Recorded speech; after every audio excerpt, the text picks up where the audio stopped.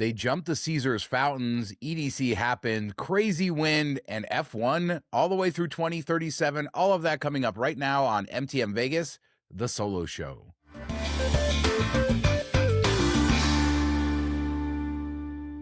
So happy Monday, MTM Vegas peeps. It was a huge weekend in Las Vegas with the opening of the OMNIA Dayclub over at Caesars Palace, the jumping of the fountains at EDC, plus crazy weather. Got a little cooler, which was really nice, but the winds kicked up. We'll talk about that, but let's start at OMNIA Dayclub. All the peeps getting in the pool, shoulder to shoulder, no room anywhere, having a good time. Another day club on the strip, a huge sign of progress, I guess, for Caesars Palace, blocking out the entrance, maximizing every square foot. Certainly looks like a very nice venue, but I miss the old open days, but let's stop complaining about that. They did jump the fountains, and not quite in the way that you would expect or in the way that they did it in the past. Of course, we've all seen the Evel Knievel jumps and some of the other jumps over the years, but there's no real estate to jump, so you got to do this. Still a really cool jump by Colby Raha, as he did that iconic thing that people have been doing for generations, jumping the Caesars fountains, and all went well, successful, good times there. But over at EDC, it looked like a great time as well. The first EDC parade started things off on Thursday.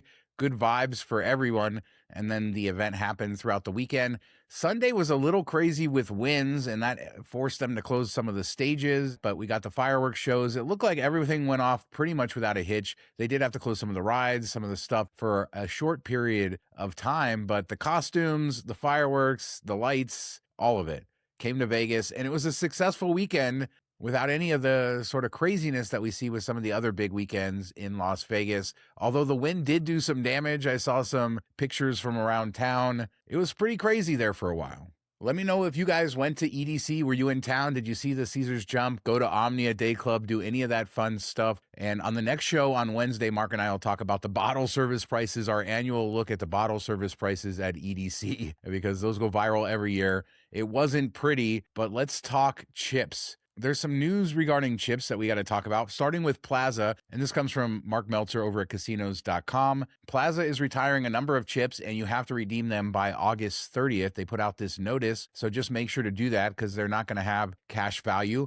But more importantly, Cromwell is going away, as we know. Vanderpump Hotel is going to have all new chips. They have all the new felt. We've shown you guys what that looks like. But according to Meltzer and casinos.com, Caesars told them May 21st is when the chips will switch over from Cromwell chips to Vanderpump Hotel chips, meaning if you're a collector or you want to get those chips, you're going to have to do it soon. Don't worry about cashing in old Cromwell chips. There won't be any issue cashing those in. There's been no notice filed with the state, so they will continue to honor the Cromwell chips, but this is more for the collector if you want to get those chips before they go away. And then we will have the Vanderpump chips. I guess another design for them to reveal. What will they do with the Vanderpump chips? We shall see, but I know a lot of people falling over themselves to get some of those Cromwell pieces of history before they go away forever. And just remember, it may already be too, those chips, they go away so quickly when people start buying them. So head over there as quickly as possible. In a second, I'm going to talk about some really cool new offerings at food halls around Vegas. But before I do, I'd love to tell you about Las Vegas Advisor. We still have a great partnership with them. You can save 10% with code MTM. Save hundreds of dollars on food, gambling, hotels all around Las Vegas. Tons of savings, and it's only $45 with code MTM. Check it out now. Still tons of time in 2026 to save with Las Vegas Advisor. So let's go on the food hall scene and station casinos. They did a lot of stuff. We talked at Red Rock how they're opening a bunch of new stuff, and it's all open now. Good Pie, one of our best pizzas in Las Vegas, now open at Red Rock Casino with Love Always. Some of the best smash burgers in Las Vegas, according to many. And then Randy's Donuts, the famous Randy's Donuts, has now opened. They're all open at the Red Rock Food Court. And over at Green Valley Ranch, they've been doing something similar, station casinos, and they announced that Fatburger was going away, being replaced by Herb's Burgers. That's still under construction. And Nielsen's Frozen Yogurt is also moving in, and that opens May 22nd. I was there this weekend. This is what it looks like. So you can grab some of that frozen yogurt, very highly rated here. And this is a step up in the food courts over at the higher end station casinos as they move in a lot of these stuff. Herb's Burgers going into GVR, that is also at Durango. I kind of wish we got With Love Always there, but that's moving along. Probably the last one of all of these to open. But Nielsen's opening on the 22nd of May. Everything over at Red Rock is already open. Tons of new options. It's good to see. I mean, for example, these burger places with Love Always and Herbs are replacing Fat Burger. Do you prefer to have like the national chains, cheap as possible? Well, Fat Burger is not cheap, but the national chains in your food courts at your local casino? Or do you want something a little bit nicer, a little more elevated, a little more special? Well, that is what's happening, and that is the latest on that.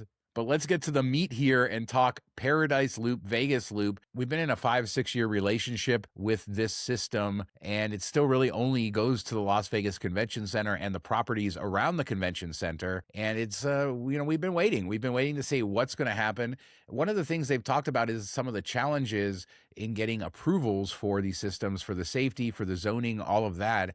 And they have been working towards streamlining the process on that. Steve Hill, the president of the LVCVA, did some talking about this and says that they're really hopeful for getting some of these streamlined approvals. But he also talked about something very interesting, that the Paradise Loop, which is the 2.2 mile section they've been building, I think the most visible part of this is across from Virgin Hotels, but it goes from the convention center down towards Tropicana. He says that's going to be ready for F1 this year, and that means that potentially it could function for F1 guests. The Virgin stop, there will be another stop at Hughes Center, which can be used for the Sphere. These are pretty far, I would say, from where the F1 race is. Certainly walkable, but 15, 20-minute walks. They're not right next door, but hoping that they can start to use the Las Vegas Loop, the Paradise Loop, this first extension from the convention center system for the big F1 race, and sort of give it the big splash. But they also talk about, with that tunnel opening, obviously airport rides are going to expand. They have the other station that they're constructing just south of Tropicana, closer to the airport, but airport rides are already happening in limited amounts. Just to remind you, go underground for part of it's above ground. And eventually, I guess, we'll take the monorail tracks and turn those into roads too. All of that is supposedly happening. But I guess this is a huge milestone because we haven't had a wider big loop open. And for them to say by November, by F1 this year, we should have that. This is a big deal. Now, there will be an extension off of this line fairly soon. And that will go to MGM Grand and Park MGM. So that's one of the extensions they're working on. Tons of other tunnels. The number keeps changing every time I see an article about how many miles, how many stations. But currently they are saying 68 miles of tunnels, 104 stations when this is all built out. This changes all the time. So we will see. But very hopeful on that, on the airport rides, on everything that they've been promising and getting that all up and running. But let's talk F1, because F1 might be here for a long time. There's been a lot of debate going back to the original few years of the race. Remember that first year was 9 months of construction, hell, quite honestly, for people to get it ready. It's down to about 4 months now. And there's been some weird stuff and misinformation over the years because the county has certain rules for allowing the race to happen. Of course, they have to have a contract for the race to actually happen. And in order for that contract, the county kind of has to change the rules, say, okay, all this traffic stuff, all the sort of rules that F1 is breaking, we're going to allow them to break. And previously, the county had voted to allow the race through 2032. And the official contract, I believe, is through 2027 currently. Well, all of that's changing this week. The county wants to vote through 2037. They want to vote to approve this race through 2037. And more specifically, they want to approve it to stay on the same course it's on, the same weekend it's on, and also to force F1 to make some more efficiencies, I guess, in the way that they set up and tear down the race. One of the things they're looking at is moving that Flamingo Bridge somewhere else because of the amount of time it takes to set up and take down. It really has affected businesses over there on Koval, like Ellis Island, stuff like that. So they're still working on this. I will say every time that they've talked about discussions, they say they're working on more efficiencies. So this seems to be a talking point. How much less than 4 months are we going to get? They've never said that. Are they going to get it down to 2 months of setup and tear down? We really don't know. But the reason the county is voting to extend this through 2037 is to allow contract negotiations to happen. And indeed, that is happening as well. And it's expected that the F1 race will be extended either 5 or 10 years. So that would mean that through 2032 or 2037. So it is a potential that we will have the race locked in very soon through 2037 on the same route, using everything else the same. I wonder why we're in such a hurry to get out ahead of ourselves. I do suppose currently they could extend the contract to 2032 without the county voting on anything else. They could just sign a contract, but they seem to really want that long-term extension. Liberty Media, F1, they have made this their flagship event. They do claim that it has sold out all 3 years, continues to be very, very unpopular with locals, but it seems to be so popular with the powers that be at the LVCVA and everything else. There is one other thing that they snuck in here. In the first 3 years of the race, the LVCVA paid $6.5 million a year in sponsorship. And if you're looking at it like, is this nuts? Yes, it's nuts to pay $6.5 million a year in sponsorship when we're making all these other sacrifices to allow you to have a race in our city. Yet the city is also spending money to sponsor that race. It makes about as much sense as sponsoring the Las Vegas ballpark, but this is what they do. And all that to say, it's going to go up to $10 million. Not only are we going to continue to sponsor the race, we're going to spend more money than ever to sponsor F1. And this has just been a super interesting thing to cover over the last few years, because I don't think I've ever seen something so unpopular among Las Vegas locals. Even to this day, if you talk about F1, you might get a FUF1, or you might get some grousing. You very rarely ever see someone get excited, maybe an F1 fan or something. And there's been really no wider discussion about that whenever you cover this, whenever you hear the LVCVA talk about it, or the extensions or the negotiations. It really is just, we're all in. This has been a successful event, and we want to lock this up forever. And I do hope that they are serious about these, making it faster to set up, to tear down, figuring out better ways to do it. 9 months isn't good, and that was the first year. 4 months still isn't good. To say, oh, we cut it in half, that's still not good. And remember, when they did that 9 months of construction, they said, well, we won't have to do this every year, but they're going to have to do that level of construction again at some point, because that asphalt, all that work they did, will require some more long-term maintenance that's not done every year. But if we're doing this every year, then we're going to have to do that. So F1 coming to Vegas forever. But EDC, that's the event that everybody in Vegas seems to love. Brings happy people here. It doesn't crush all of the infrastructure, well, most of the time.